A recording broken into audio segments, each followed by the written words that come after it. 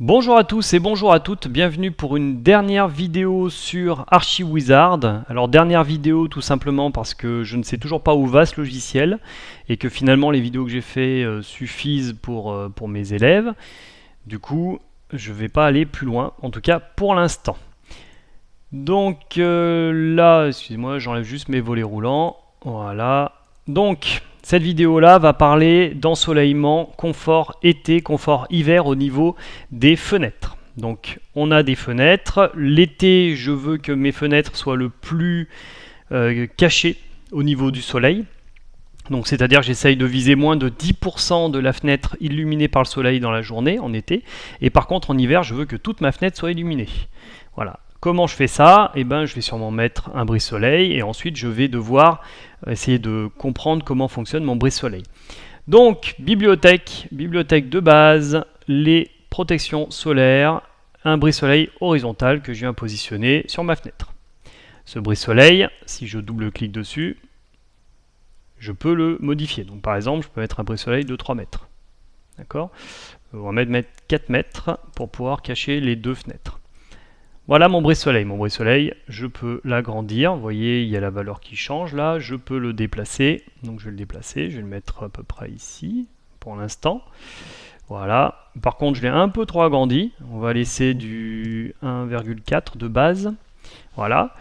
Donc vous voyez, je peux l'agrandir, je peux le rétrécir, et puis je peux changer l'angle des pales. Donc là, je suis à 45 degrés. Regardez bien, hop là, 0 degré, jusqu'à bien sûr 90 degrés où c'est complètement caché.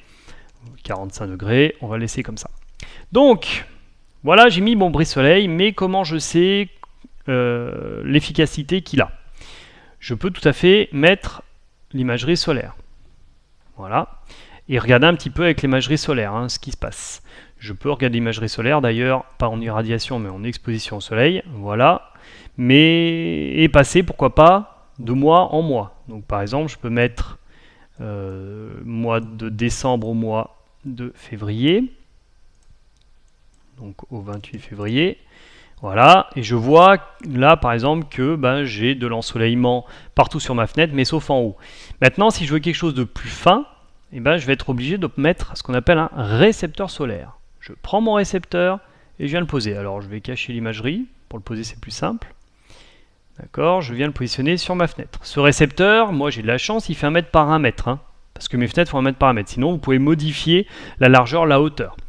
Vous pouvez aussi afficher les points de mesure, ce qui sert juste à voir combien il en prend, où est-ce qu'il les prend. Là, il en prend 16, je pourrais en mettre plus si j'avais envie, mais 16, ça me suffit. Mon récepteur solaire, une fois qu'il est dimensionné, ça, j'en ai plus besoin.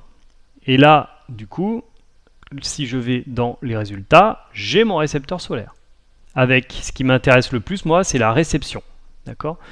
Donc, je vais même mettre ça sur le côté, voilà. Donc je vois qu'en hiver j'ai du 19, du 22, 18, 20. En été par contre je vois que j'ai du 16, 18, 24 kWh. Ça fait beaucoup. Donc je vais essayer de régler d'abord une saison et puis après je vais voir l'autre saison. Donc là je me remets en imagerie solaire. Sinon voilà, ça marche pas. Voilà. Donc je vais déjà régler l'hiver. L'hiver je veux le maximum d'ensoleillement. Donc pour ça, là je vois que mon brise-soleil il est peut-être un peu bas, je vais le monter. D'accord, jusqu'à ce qu'en fait, voilà, vous voyez que les chiffres, voilà, vous voyez que les chiffres ici, ils augmentent aussi. D'accord. Voilà, là je suis pas trop mal. D'accord. Donc je peux regarder ça. Voilà, au niveau de l'ensoleillement, je pense que je peux pas faire bien mieux en hiver. Du coup, maintenant, je vais regarder ce qui se passe en été. Donc de juin à août, donc jusqu'au 31 août. Voilà. Et là, en été, je vois que j'ai quand même 40%, 43%, j'ai beaucoup d'ensoleillement. Ça vient sûrement de l'orientation des pales, d'ailleurs, parce que le soleil en été est beaucoup plus vertical. Du coup, là, si je mets du 0, hop là, il faut que je vienne ici. Si je mets du 0, c'est encore, c'est pas bien mieux. Voilà. Par contre, si je mets du moins 45, je vais m'opposer un petit peu au rayon. Et là, voilà, là c'est un peu plus intéressant. On voit que ma fenêtre est beaucoup plus assombri, hein. On a du 10%, 11%, 18%, 28%. On voit qu'ici j'atteins des seuils de 3, 4, 6. Et si je me positionne un petit peu par rapport à l'autre fenêtre, si je vais pas forcément me décaler, je vais augmenter pourquoi pas la taille de mon brise-soleil, voilà. Et bien sûr, il ne faut pas qu'il flotte dans l'air, donc je le déplace un petit peu, voilà. Là, on voit que j'atteins vraiment des 1, 2, 3. Donc vraiment, là, mon brise-soleil, eh ben, il n'est pas trop mal placé par rapport donc à l'été. D'accord? Donc voilà à quoi ça sert un récepteur solaire. Ça permet en fait de pouvoir placer des brises-soleil par rapport à vos fenêtres pour optimiser l'apport solaire ou le diminuer. Ici, j'imagine qu'il est fixe. D'accord? Alors, normalement, il est mobile, mais imaginons que j'ai fait quelque chose de fixe. Je l'ai modifié. Si je repasse dans les mois de décembre, je viens vérifier si j'ai toujours un ensoleillement relativement maximal. Je peux aussi regarder par rapport à mes chiffres ici. Mais le fait d'avoir l'imagerie en même temps que les résultats, ça permet de savoir ce qui ne va pas et de le régler.